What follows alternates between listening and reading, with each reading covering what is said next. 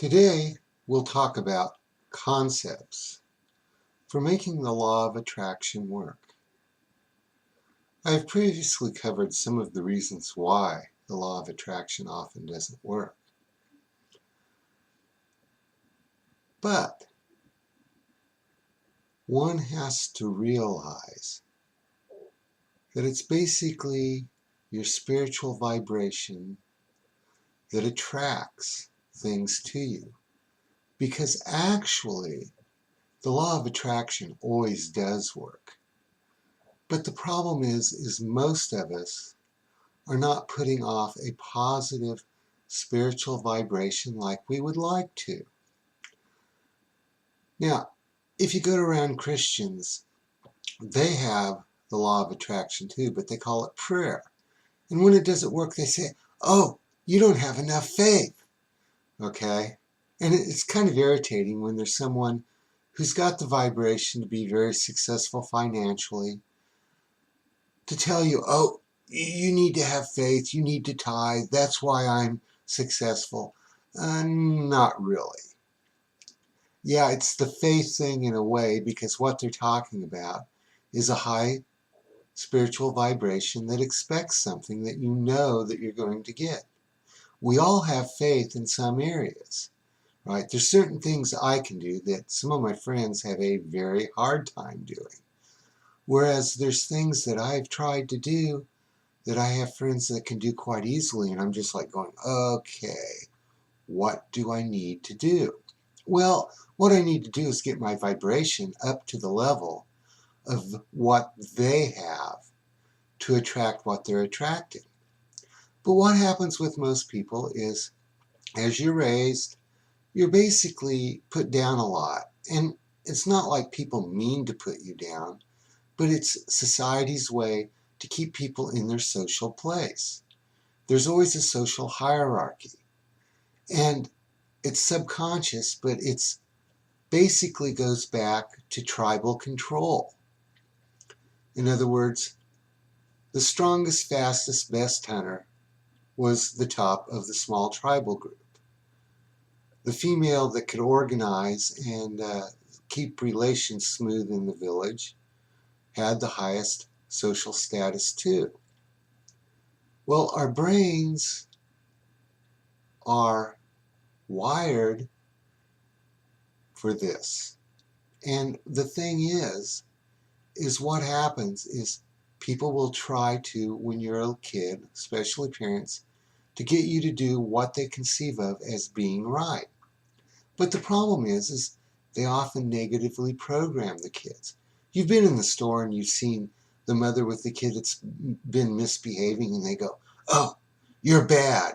Hey, thanks for programming your kid to be bad. Okay? Being aware of this with my children, don't sit there and ascribe negative qualities to them. Although I will say I expect my child to behave better next time. And guess what? They did. Okay. Now, the problem is we get raised with these little negative messages. They get into our subconscious. We're not even aware of them a lot of the times, but they put off a vibration. So if you think that you're supposed to be like mid-level manager, that's as far as you're going to make it. If you think that there's going to be a glass ceiling for you, there's certainly going to be a glass ceiling. I've noticed that the places where I'm more successful at doing stuff that other people can't is there was no programming from my culture. I was raised with conservative Republicans, and they had things about, money. It was always so funny. My parents would always go, oh, you can't serve God and mammon. That's the Christian way of saying you can't serve God and money. But yet, as I think back, that's what they served. But it didn't serve them well because they had the subconscious programming that they were going to be middle class, and they basically were. They saved money for no good reason. But my point is I got this programming. But there were other things that I wasn't programmed on that I do rather well on. But my problem is, and your problem is, how do I get rid of the negative programming that attracts what I don't want and get the positive programming that attracts what I do want? Well, there's affirmations. I've tried those, and I've had some success to a degree, and in other places I had no success at all. But I realize that's because beneath the surface, I have subconscious programming. There are ways to overcome the subconscious programming. You can use neurolinguistic programming. You can sit there and meditate a whole lot. And in fact, I would suggest that that's one of the best ways. Now, if you're a Christian, you call it prayer, but it's the same thing. It's getting in touch with your inner mind. That's where you can start to change your programming. Also, having good experiences causes you to sit there and get a new vibration. I have Asperger's and I wasn't very social.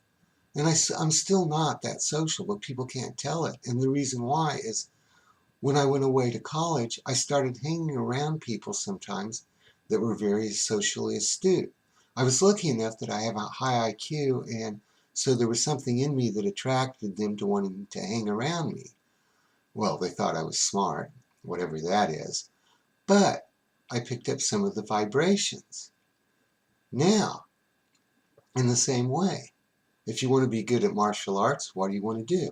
You want to hang around people who are good martial artists, not bad martial artists. I remember